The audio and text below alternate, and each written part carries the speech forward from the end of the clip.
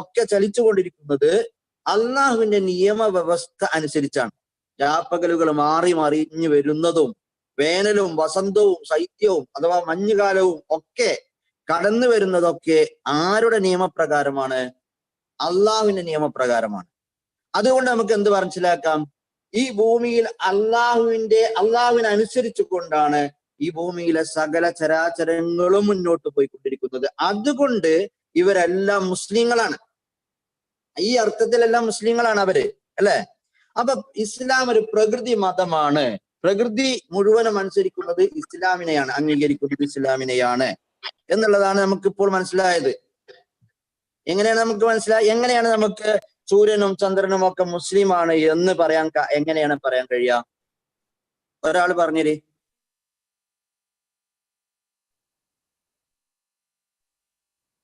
വേഗം പറയേ. അള്ളാഹു പറയുന്നത് പോലെ അള്ളാഹുവിനനുസരിച്ചാണ് പ്രകൃതി പറയുന്നത് പോലെ പ്രവർത്തിക്കും. ഒരു മിനിറ്റ് ഞാൻ കൽപ്പന അനുസരിച്ച് തന്നെ അവര് ചെയ്യുന്നോണ്ടാണ്. ഒരു മിനിറ്റ്. അതിന്റെ തുടക്കത്തിൽ നമ്മൾ പറയേണ്ടത് ഇസ്ലാം എന്ന പദത്തിന്റെ അർത്ഥം അനുസരണം എന്നുള്ളത് കൂടിയാണ്. അപ്പൊ അനുസരണം എന്നുള്ള അർത്ഥമാണ് ഇസ്ലാമിനുള്ളത്. അതുകൊണ്ട് തന്നെ അള്ളാഹുവിന്റെ നിയമങ്ങൾ അനുസരിച്ചുകൊണ്ടാണ് ഇവിടെയുള്ള സൂര്യനും ചന്ദ്രനും ഒക്കെ മുന്നോട്ട് പോയിക്കൊണ്ടിരിക്കുന്നത്. ആ അർത്ഥത്തിൽ അവർ മുസ്ലിങ്ങളാണ്, അവര് ഇസ്ലാം സ്വീകരിച്ചിരിക്കുന്നു എന്നുള്ളത് മനസ്സിലാക്കാൻ സാധിക്കും കേട്ടോ.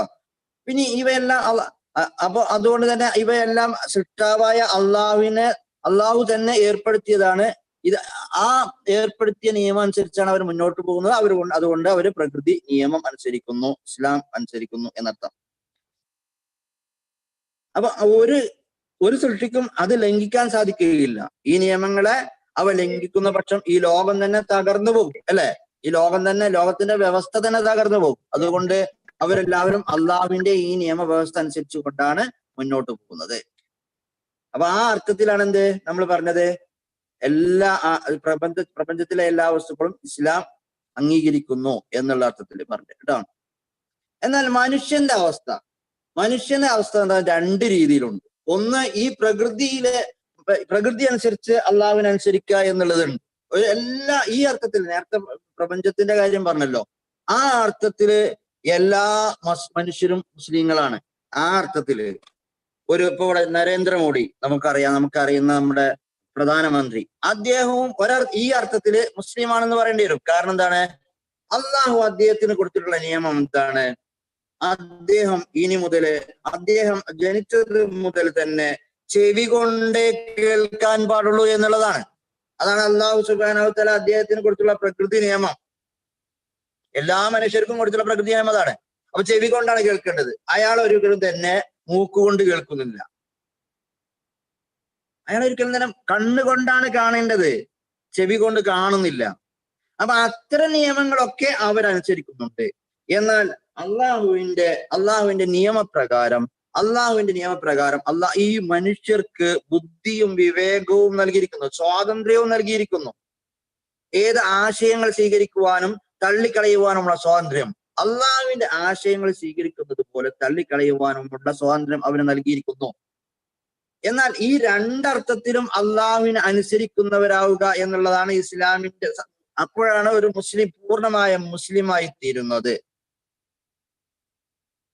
ഈ രണ്ടർത്ഥത്തിലും അവൻ മുസ്ലിം ആകേണ്ടതുണ്ട്. ഒന്ന്, അള്ളാഹുവിന്റെ നിയമങ്ങള് അനുസരിക്കുക. നിയമങ്ങൾ ഇപ്പൊ ഒരു ഉദാഹരണം പറഞ്ഞാൽ അള്ളാഹു സുബ്ഹാനഹു വ തആല പറഞ്ഞിരിക്കുന്നു, നിങ്ങൾ മദ്യം കഴിക്കരുത്, ലഹരി പദാർത്ഥങ്ങളിലേക്ക് അടുക്കാൻ പാടില്ല. വ്യത്യസ്തമായ രീതിയിലുള്ള ലഹരി പദാർത്ഥങ്ങൾ ഉണ്ടാവും. വ്യത്യസ്തമായ രീതിയിലുള്ള നമ്മുടെ നാട്ടിലും നമ്മുടെ സ്കൂളിന്റെ പരിസരങ്ങളിലും ഒക്കെ ആയിട്ട് ചെറിയ മിഠായികളായിട്ട് പല രീതിയിലുള്ള ലഹരി പദാർത്ഥങ്ങൾ ഉണ്ടാവും. അതൊന്നും തന്നെ കഴിക്കരുത് എന്നുള്ളത് അള്ളാഹുവിന്റെ നിയമമാണ്. അപ്പൊ നമ്മളെ ചെവി കൊണ്ട് കേൾക്കുന്നുള്ള അള്ളാഹുവിന്റെ നിയമം അനുസരിച്ച് നമ്മളത് അനുസരിക്കുന്നുണ്ട്. ഈ കാര്യം നമ്മൾ അനുസരിക്കുന്നില്ല എങ്കിൽ അള്ളാഹു പറഞ്ഞൊരു കാര്യമാണ് എന്ത്? നിങ്ങള് ഈ ലഹരിയിലേക്ക് അടുക്കാൻ പാടില്ല, ലഹരി കഴിക്കാൻ പാടില്ല എന്നുള്ളത്. അപ്പൊ നമ്മുടെ പേര് അബ്ദുള്ള എന്നാണ്, ഷുക്കൂർ എന്നുള്ളതാണ്, പല അബ്ദുൽ ഷുക്കൂർ എന്നൊക്കെയാണ് നമ്മുടെ പേരുള്ളത്. പക്ഷെ നമ്മള് ഈ നിയമങ്ങളൊന്നും അനുസരിക്കുന്നില്ല, അള്ളാഹുവിന്റെ നിയമങ്ങളൊന്നും അനുസരിക്കുന്നില്ല. ഞാൻ നേരത്തെ പറഞ്ഞ പോലെ തന്നെ സ്കൂളിലേക്ക് പോകുമ്പോൾ ഈ ലഹരി പദാർത്ഥമുള്ള പല കാര്യങ്ങളും കിട്ടുമ്പോൾ അതൊക്കെ നമ്മൾ ആസ്വദിച്ച് കഴിക്കുന്നു. എങ്കിൽ നമ്മുടെ പേര് കൊണ്ട് നമ്മൾ മുസ്ലിം ആവുകയില്ല. പേര് കൊണ്ട് മുസ്ലിം ആവുകയില്ല. നമ്മൾ നേരത്തെ പറഞ്ഞ ആളുകളൊക്കെ മുസ്ലിമാണ് എന്ന് പറഞ്ഞ പോലെ വേണമെങ്കിൽ മുസ്ലിം ആകും. ചെവി കൊണ്ട് കേൾക്കുന്നുള്ളൂ, അള്ളാന്റെ നിയമമാണ് അത്. ആ രീതിയിലുള്ള പ്രകൃതിപരമായ പ്രകൃതി മതം എന്നുള്ള രീതിയിൽ എല്ലാവരും അത് അംഗീകരിക്കുന്നുണ്ട് എന്നുള്ള കാറ്റഗറിയിൽ നമ്മൾ മുസ്ലിം ആയിരിക്കും. പക്ഷെ അള്ളാഹുവിന്റെ നിയമങ്ങൾ പൂർണ്ണമായി അംഗീകരിക്കുമ്പോഴാണ് ഒരാള് പൂർണ്ണമായ മുസ്ലിം ആകുന്നത്. രണ്ടു തരത്തിലും മുസ്ലിം ആകുമ്പോഴാണ് പൂർണ്ണമായ മുസ്ലിം ആകുന്നത്. ഒന്ന് പ്രകൃതിപരമായിട്ട് മുസ്ലിം, രണ്ടാമത്തത് അള്ളാഹുവിന്റെ നിയമങ്ങൾ അനുസരിക്കുക എന്ന്, അള്ളാഹുവിനെ സമ്പൂർണ്ണമായി അനുസരിക്കുക, സമർപ്പിക്കുക എന്നുള്ള രീതിയിലുള്ള നിയമങ്ങളൊക്കെ അനുസരിക്കുന്നതിലൂടെ മുസ്ലിം ആവുക. ആ രണ്ട് രീതിയിലും മുസ്ലിം ആകുമ്പോഴാണ് ഒരാള് പൂർണ്ണമായി മുസ്ലിം ആകുന്നത്. അപ്പൊ നമ്മൾ മനസ്സിലായത് എന്താണ്? ഒരാളുടെ പേര് ഒരു മുസ്ലിം പേരായി അബ്ദുള്ള, അബ്ദുൽ ഷുക്കൂർ എന്നൊക്കെ ആയാൽ പോലും ഒരാൾ മുസ്ലിം ആയിക്കൊള്ളണമെന്നില്ല. എപ്പോഴാണ് മുസ്ലിം ആവുക? അള്ളാഹുവിന്റെ നിയമങ്ങൾ ജീവിതത്തിൽ ഉടനീളം പാലിക്കുമ്പോഴാണ് ഒരാള് മുസ്ലിം ആകുന്നത്. അപ്പൊ നമ്മൾ നേരത്തെ പറഞ്ഞ കാര്യമാണ് ഇനി പറയാനുള്ളത്. ആദ്യത്തെ മനുഷ്യൻ തന്നെ മുസ്ലിം ആയിരുന്നു. മനുഷ്യന് ദൈവികമായ ജീവിത വ്യവസ്ഥ എത്തിക്കുന്നതിനുള്ള സംവിധാനമാണ് എന്ത്? മലക്കുകളും അതുപോലെ തന്നെ മലക്കുകൾ പ്രവാചകന്മാരിലേക്കും അതുപോലെ തന്നെ എന്താ പറയാ, നമ്മുടെ വേദഗ്രന്ഥങ്ങളും, ആ മൂന്ന് സ്രോതസ്സിലൂടെയാണ് നമുക്ക് എന്താണ് മനുഷ്യർക്ക് ദൈവികമായ ജീവിത വ്യവസ്ഥ ഇസ്ലാം എത്തിക്കുന്നത്. അപ്പൊ ആദ്യത്തെ മനുഷ്യൻ ആദം അലൈഹി സ്വലാത്തു വസ്സലാം തന്നെ ആദ്യത്തെ നബി കൂടിയായിരുന്നു, പ്രവാചകൻ കൂടിയായിരുന്നു.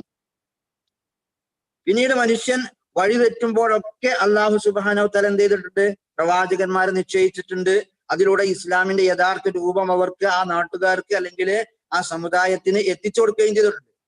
ആ ശൃംഖലയിലെ ആ ഒരു കണ്ണിയിലെ ഏറ്റവും അവസാനത്തെ കണ്ണിയാണ് മുഹമ്മദ് നബി സല്ലല്ലാഹു അലൈഹി വസല്ലം എന്ന് പറയുന്നത്. അപ്പൊ ഞാൻ പറഞ്ഞ രണ്ട് കാര്യം, ഒന്ന് ഇസ്ലാം എന്നുള്ളത് രണ്ട് രീതിയിലുണ്ട്, പ്രകൃതി മതം എന്നുള്ള രീതിയിലുണ്ട്, അതെല്ലാവരും അംഗീകരിക്കുന്നുണ്ട്. അള്ളാഹുവിന്റെ നിയമങ്ങൾ അനുസരിക്കുക എന്നുള്ള അർത്ഥത്തിലുണ്ട്. അത് അനുസരിക്കുമ്പോഴാണ് ഒരാള് മുഅ്മിനാകുന്നത്, മുസ്ലിം ആകുന്നത്. അല്ലെങ്കിൽ മുസ്ലിം കുടുംബത്തിൽ ജനിച്ചു എന്നതുകൊണ്ടും മുസ്ലിം ആവുകയില്ല. നമ്മൾ നല്ലോണം ശ്രദ്ധിക്കണം.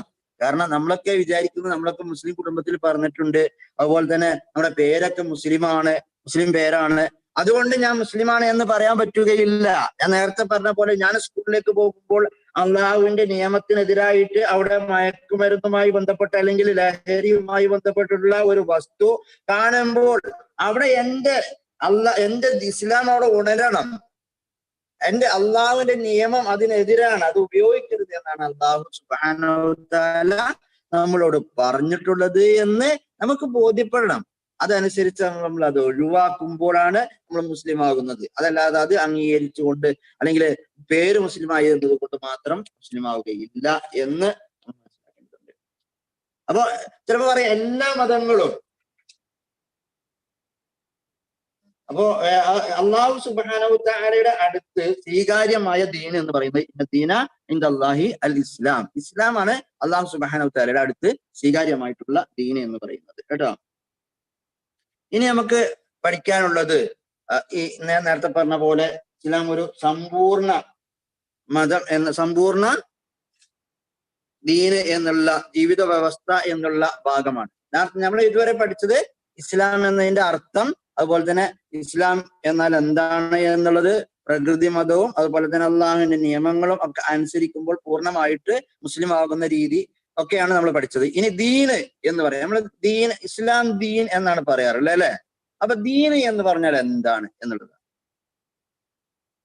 നമ്മൾ പറഞ്ഞു. അള്ളാഹുവിന്റെ അടുത്ത് സ്വീകാര്യമായ ദീന് ഇന്നദ്ദീന ഇൻദല്ലാഹി അൽ ഇസ്ലാം, ഇസ്ലാമാണ് അള്ളാഹുവിന്റെ അടുത്ത് സ്വീകാര്യമായിട്ടുള്ള ദീന് എന്ന് പറയുന്നത്. അപ്പൊ ഇനി എന്താണ് ദീന് എന്നുള്ളതാണ്.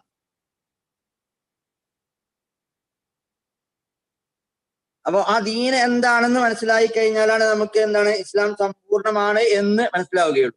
അപ്പൊ ദീന് എന്നതിന് നമ്മൾ മലയാളത്തിൽ എന്താണ് വാക്ക് പറയാറുള്ളത്? ഒന്ന് പറയും. ദീൻ എന്നതിന് നമ്മൾ മലയാളത്തിൽ എന്താണ് പദം പറയാറ്? ഇസ്ലാം ദീൻ, അപ്പൊ ഇസ്ലാം മതം എന്നാണ് അർത്ഥം പറയട്ടെ. സാധാരണ അങ്ങനെയാണ് അർത്ഥം പറയാറുള്ളത്.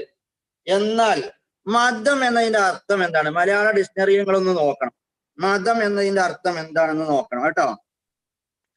ഞാൻ നോക്കിയപ്പോ എനിക്ക് മനസ്സിലായത് മതം എന്ന് പറഞ്ഞാൽ അതിലുള്ള അർത്ഥങ്ങള് അഭിപ്രായം, ഇഷ്ടം, അറിവ്, വിശ്വാസം, സമ്മതം, അതുപോലെ തന്നെ നിരപ്പാക്കല്, സിദ്ധാന്തം, ഇതൊക്കെയാണ് മതം എന്നതിന്റെ അർത്ഥം. അപ്പൊ ഞാൻ നേരത്തെ പറഞ്ഞ ഇസ്ലാം എന്നുള്ള കാര്യം ഉണ്ടല്ലോ, ഇസ്ലാം ദീൻ എന്നതിനെ കുറിച്ചാണ് നമ്മൾ പറയുന്നത്.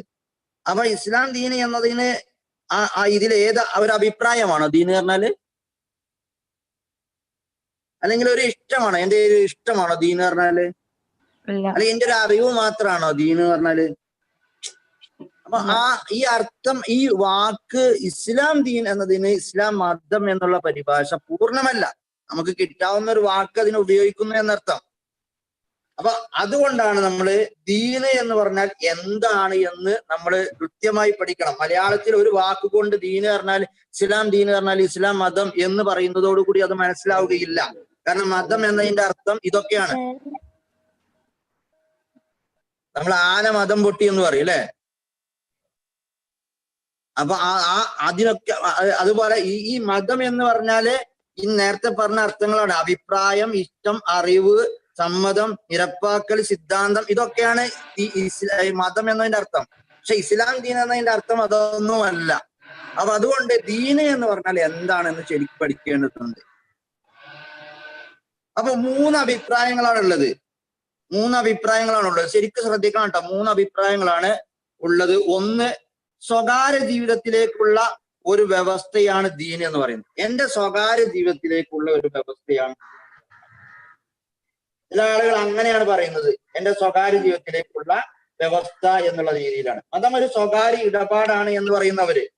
മതം എന്ന് പറഞ്ഞാല്, അല്ലെങ്കിൽ ദീൻ എന്ന് പറഞ്ഞാല് ഒരു സ്വകാര്യ ജീവിതത്തില് ദേവാലയങ്ങളിൽ പോവുക, ആരാധന നടത്തുക, പൂജ നടത്തുക, ഇതൊക്കെയാണ് ദീന് എന്ന് പറഞ്ഞാല്. അതല്ലാതെ എന്റെ രാഷ്ട്രീയ കാര്യത്തില് ദീൻ ഇടപെടാൻ പാടില്ല.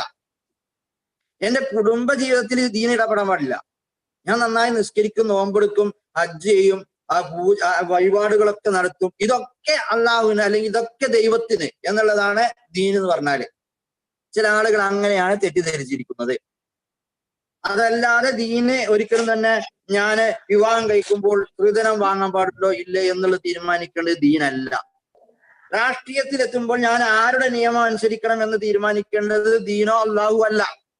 അതെനിക്ക് തോന്നിയ പോലെ അവിടെ എന്താണ് നിയമമുള്ളത് അതനുസരിക്കാം എന്നുള്ളതാണ്.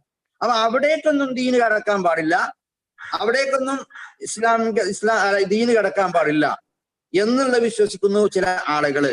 ഇത് തെറ്റാണ്. ഇത് ശരിക്ക് തെറ്റാണ്. ഇങ്ങനെയല്ല ദീന് എന്ന് പറഞ്ഞാൽ. ഞാൻ പറഞ്ഞു, ഇനി ഞാൻ പറയാൻ പോകുന്നു ദീന് പറഞ്ഞാല് സമ്പൂർണമാണ് എല്ലാത്തിനും. അപ്പൊ അവിടെ അവർ പറയാറുള്ള ഒരു വർത്തമാനം, അത്തരം ആശയമുള്ള ആളുകൾ പറയാറുള്ള ഒരു വർത്തമാനം, ദൈവത്തിനുള്ളത് ദൈവത്തിനും സീസർക്കുള്ളത് സീസർക്കും എന്നുള്ളതാണ്. അങ്ങനെ ഇവിടെ രാജാവിനുള്ളതൊക്കെ രാജാവ് പറയുന്നതൊക്കെ അങ്ങനെ. ദൈവത്തിനുള്ള എന്താണ്? കുറച്ച് ആരാധനകള്, ചിലപ്പോൾ ദിക്റുകള്, ദുആകള്, പ്രാർത്ഥനകള്, പൂജകള്, ഇതൊക്കെയാണ് ദൈവത്തിനുള്ളത്. ബാക്കിയുള്ളതൊക്കെ രാജാവിനുള്ളത് എന്നുള്ളതാണ്. ഇതാണ് ഒരു വിഭാഗത്തിന്റെ ദീന് എന്നുള്ളതിനെ കുറിച്ചുള്ള കൺസെപ്റ്റ്. മറ്റൊരു വിഭാഗത്തെ സംബന്ധിച്ചിടത്തോളം അവര് ദീന് എന്ന് പറയുന്നത് ഒരു സന്യാസമായിട്ടാണ് അവർ കാണുന്നത്. സാമൂഹ്യ രാഷ്ട്രീയ സന്യാസമായിട്ടാണ് അവർ കാണുന്നത്. അപ്പൊ ശരീരത്തെ മനസ്സിനെ ശരീരത്തിൽ നിന്ന് മോചിപ്പിച്ചിട്ട് എവിടെയെങ്കിലും പോയിട്ട് ഒതുങ്ങി ജീവിക്കുക, അതിലൂടെ ഒരു ആത്മീയമായിട്ടുള്ള സുഖം നേടുക എന്നുള്ളതാണ് ദീന് കൊണ്ട് ഉദ്ദേശിക്കുന്നത് അവര്. അഥവാ സന്യാസം. നമുക്ക് അങ്ങനെയാണ് ഈ സന്യാസികളൊക്കെ ഉണ്ടാവുന്നത്. നമ്മളെ ആളുകളിലും ചില ആളുകളിൽ അങ്ങനെ ഒരു ധാരണയുണ്ട് അല്ലെ. മുസ്ലിങ്ങളുടെ കൂട്ടത്തിലും ചില ആളുകളുടെ ധാരണയുണ്ട്, വിവാഹം കഴിക്കാൻ പാടില്ല, കഴിക്കാതെ ഒക്കെ ഒഴിവാക്കിയിട്ട് കുടുംബജീവിതവും സാമൂഹ്യ ജീവിതവും ഒക്കെ ഉപേക്ഷിച്ചിട്ട് എവിടെയെങ്കിലും ഒതുങ്ങി ദിക്റും ദുആയും മാത്രമായിട്ട് ജീവിക്കുക എന്നും വിശ്വസിക്കുന്ന ആളുകൾ ഉണ്ടാവും. എന്നാൽ അതും ജീവിതത്തിന്റെ സമ്പൂർണതയിൽപ്പെട്ടത്, ഇസ്ലാമിന്റെ സമ്പൂർണതയിൽപ്പെട്ടതല്ല.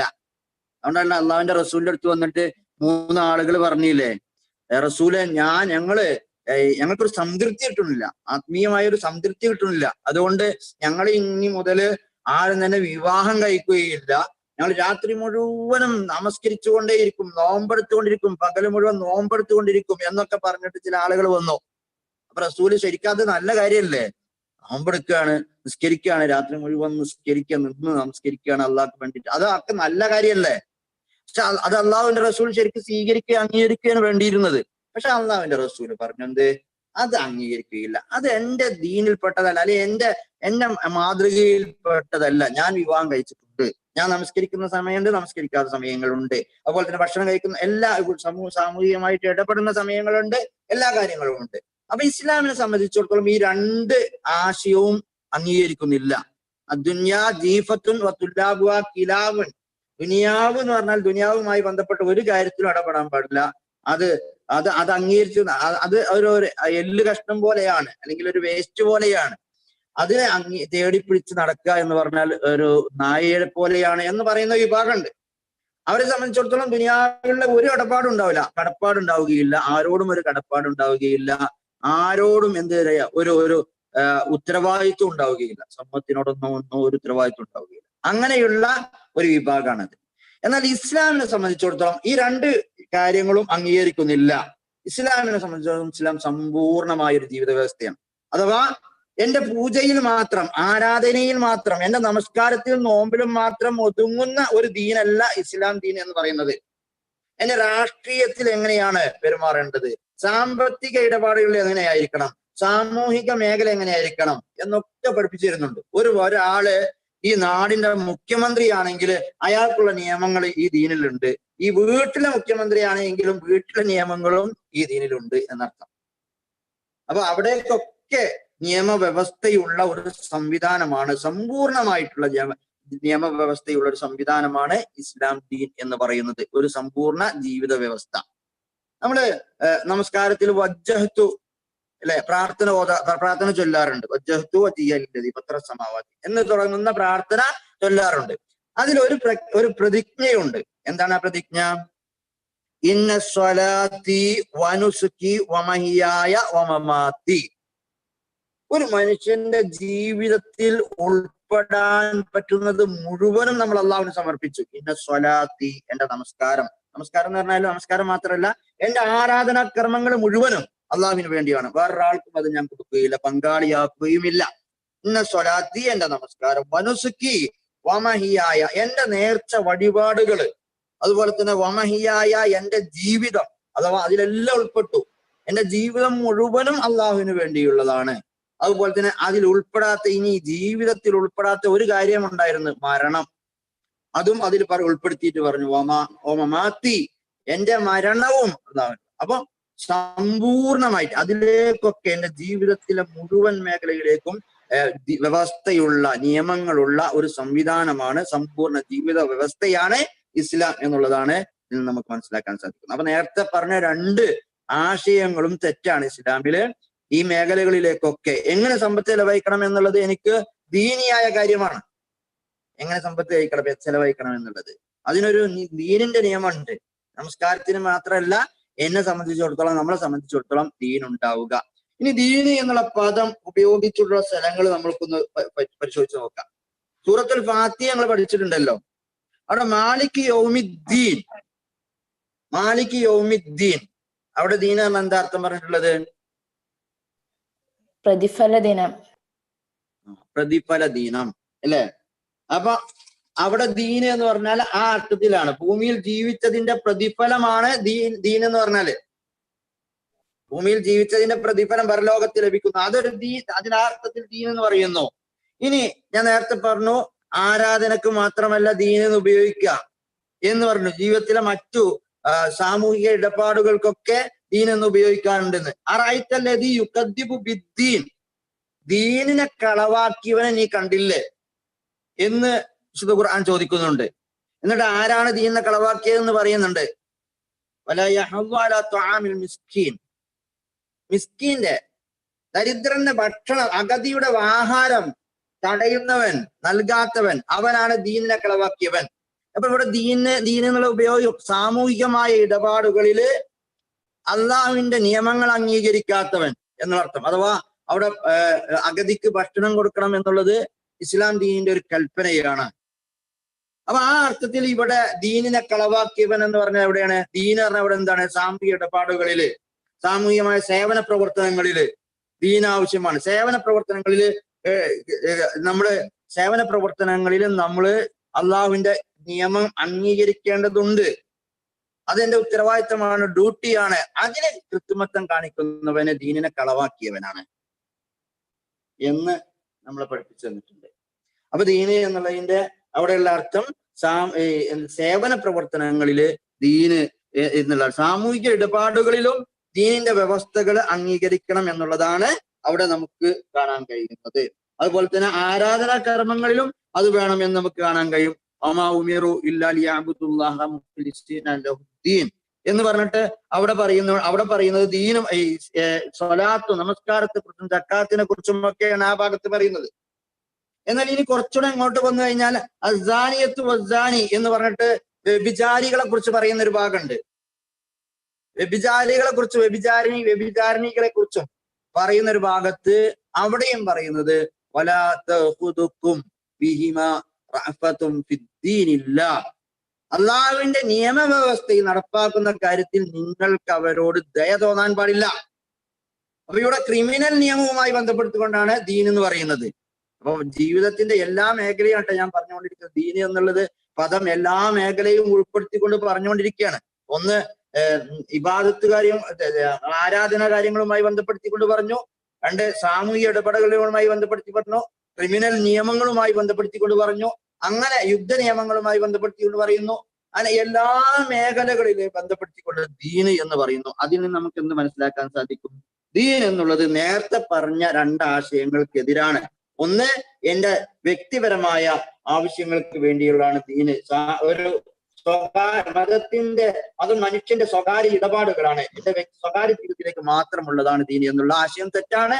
അതുപോലെ തന്നെ എല്ലാറ്റിൽ നിന്നും ഒഴിവായിക്കൊണ്ട് ഒരു സന്യാസ ജീവിതമാണ് ദീന് എന്നുള്ളതും തെറ്റാണ്.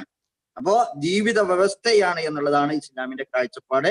എല്ലാ മേഖലയിലേക്കും അള്ളാഹുവിന്റെ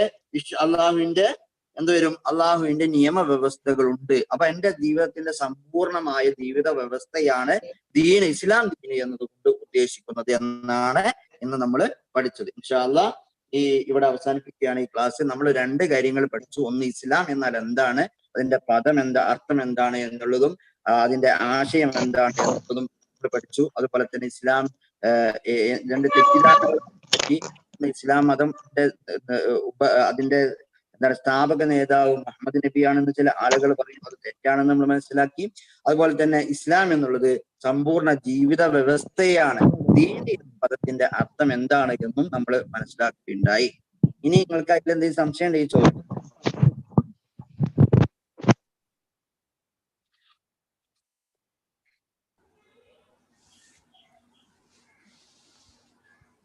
നിങ്ങൾക്ക് ഇതിലെ ഈ ക്ലാസ്സിൽ നമ്മൾ പുതുതായി എന്തെങ്കിലും നിങ്ങൾക്ക് ഇതുവരെ അറിയാത്ത എന്ത് കാര്യമാണ് ലഭിച്ചിട്ടുള്ളത്? നിങ്ങളിത് പഠിച്ചതിന് നേർ വിപരീതം അല്ലെങ്കിൽ പഠിക്കാത്ത കാര്യങ്ങൾ, നിങ്ങൾ മുമ്പ് പഠിക്കാത്തൊരു കാര്യം ഒന്ന് പറയും ഇതിൽ നിന്ന് നമുക്ക് ലഭിച്ചത്. ഇസ്ലാമിന്റെ